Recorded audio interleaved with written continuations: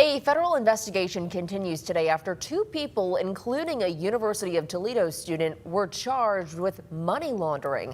The federal complaint alleges the suspects posed as tech workers or members of government agencies to scam elderly victims out of money. Dominique O'Neill has been looking into the allegations today and joins us in studio.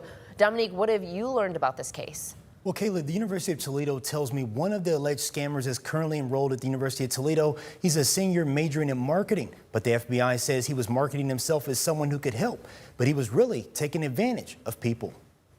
According to a federal criminal complaint filed January 26, investigators allege a money laundering conspiracy tied to scams targeting elderly victims. The case names Navia Bhatt and Tejas Patel as defendants. The FBI says the elderly victims were targeted by the scammers who posed as tech workers or members of government agencies. One victim from Toledo reported handing over $40,000. The Better Business Bureau says scammers often create urgency and fear. BBB says seniors are frequently targets and urges families to talk openly about scams.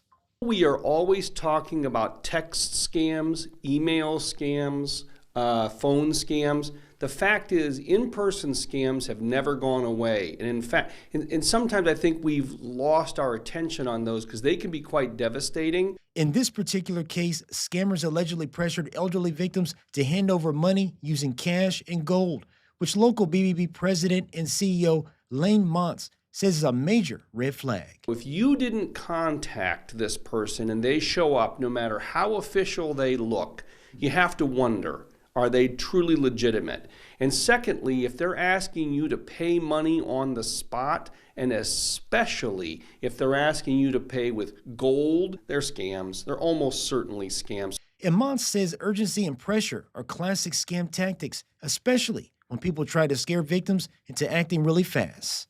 If they make you feel urgent, panicky, pressured, they're trying to get you to part with your money. If you really owe that money for some reason, you're still going to owe it in an hour. You're still going to owe it tomorrow, and you can still pay it later. Nobody's going to take you to jail if they show up unannounced and say, pay me money to get out of trouble. That is not legitimate.